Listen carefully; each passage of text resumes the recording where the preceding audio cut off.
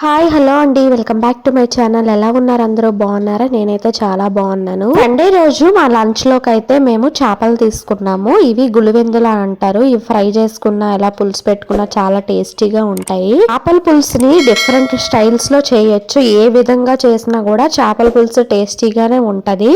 వాటికి తగినంత ఉప్పు కారం పులుపు వేసుకుంటే చాలా టేస్టీగా ఉంటది.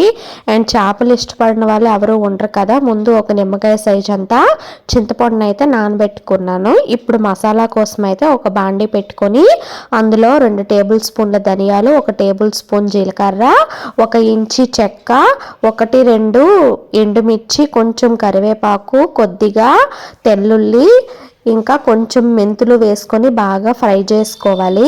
ఇవన్నీ కూడా లైట్ గోల్డెన్ కలర్ వచ్చేంత వరకు దోరగా ఫ్రై చేసుకోండి. మరి మాడిపోకుండా చూసుకోండి. ఇవి ఫ్రై అయ్యాక ఒక మిక్సీ జార్లో వేసుకొని ఫైన్ పౌడర్లా చేసుకోవాలి. చూడండి, ఈ విధంగా పౌడర్ చేసుకున్నాను. ఇది వేసుకుంటే మంచి ఫ్లేవర్ వస్తుంది పులుసుకి. అయితే పండక్కి బట్టలు మీరు అందరూ కొనేసారా? నేనైతే సండే రోజే ప్లాన్ చేసుకున్నాము. అందుకే ఈరోజు స్పెషల్స్ ఏమీ చేయలేదు. సింపుల్గా ఇలా పులుసు వండుకొని ఇంకా గబగబా తినేసి అందరము బయలుదేరి ఇంకా బట్టలకి అయితే వెళ్ళామన్నమాట.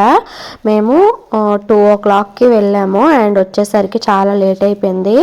పిల్లలకి, మాకు, అత్తయ్యలకి, మామయ్యలకి అందరికి బట్టలు తీసుకునేసరికి చాలా లేట్ అయిపోయింది అనమాట. ఇప్పుడు వేరే బాండీ పెట్టుకొని అందులో కొద్దిగా ఆయిల్ వేసుకొని ఒక పెద్ద ఉల్లిపాయ, 2 టమాటాలు ఈ విధంగా కట్ చేసుకొని బాగా ఫ్రై చేసుకోవాలి. ఇవైతే కొంచెము ఉడకాలన్నమాట. పచ్చివాసన పోయేంత వరకు ఉడికించుకొని చూడండి, ఈ విధంగా బాగా కుక్ అయ్యాయి కదా. ఇవి కొద్దిగా చల్లారాక వీటిని కూడా ఫైన్ పేస్ట్లా తయారు చేసుకోవాలి.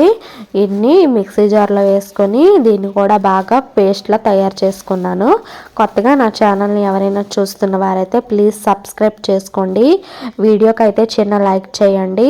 ఫర్దర్గా ఏమైనా వీడియోస్ కావాలంటే నాకైతే ప్లీజ్ ఒక కామెంట్ చేయండి. నేను ఆ విషయం బట్టి నేనైతే వీడియో అయితే చేస్తానన్నమాట. ఇప్పుడు అదే ప్యాన్లో కొద్దిగా ఆయిల్ వేసుకొని మనము గ్రేట్ చేసుకున్నాం కదా ఈ పేస్ట్ని అందులో వేసుకొని పచ్చివాసన పోయేంత వరకు పైకి తేలేంత వరకు బాగా ఫ్రై చేసుకున్న తర్వాత ఈ చేప ముక్కలు కడిగి పెట్టుకున్న వాటిలో ఉప్పు, కారము, పసుపు, గరం మసాలా, అల్లం వెల్లుల్లి పేస్ట్, కొంచెం చింతపండు రసము కలిపి వీటికి బాగా పట్టించుకొని ఒక సైడ్ అయితే పెట్టుకున్నాను. ఇవైతే ఇప్పుడు 1 by 1 ఈ గ్రేవీలో వేసుకొని ఒక 20 minutes అలా కుక్ చేయండి. చూడండి, ఇందులో ఉన్న వాటర్ కంటెంట్ అనేది బయటికి ఎలా వస్తుందో.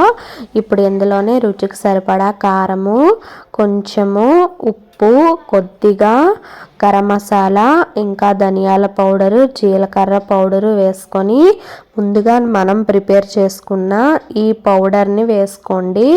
మసాలా పౌడర్ ప్రిపేర్ చేసుకున్నాం కదా, దీనికి అదే మంచి ఫ్లేవర్ వస్తుంది అనమాట. మనం ముందుగా నానబెట్టుకున్న చింతపండు నుంచి రసాన్ని తీసుకొని మీకు ఎంత పులుసు కావాలో అంత పులుసుకి తగినంత వాటర్ వేసుకొని ఒకసారి ఈ విధంగా కలుపుకోండి. ఎక్కువగా కలపొద్దు. ఎక్కువగా కలిపితే ముక్క అయితే విరిగిపోతుంది. రుచికి సరిపడా ఉప్పు, ఇందులోనే కొద్ది కరివేపాకు, పైన కొంచెము ఆయిల్ వేసుకొని పెట్టి ఒక 20 minutes కుక్ చేసుకొని ఫైనల్గా కొత్తిమీరతో గార్నిష్ చేసుకొని దించేసుకుంటే వేడివేడిగా చేపల పులుసు అయితే రెడీ అయిపోతుంది. కొత్తగా చూస్తున్న వాళ్ళైతే ప్లీజ్ నా ఛానల్ని సబ్స్క్రైబ్ చేసుకోండి. వీడియో నచ్చినట్లయితే చిన్న లైక్ చేయండి, కామెంట్ చేయండి. Thank you.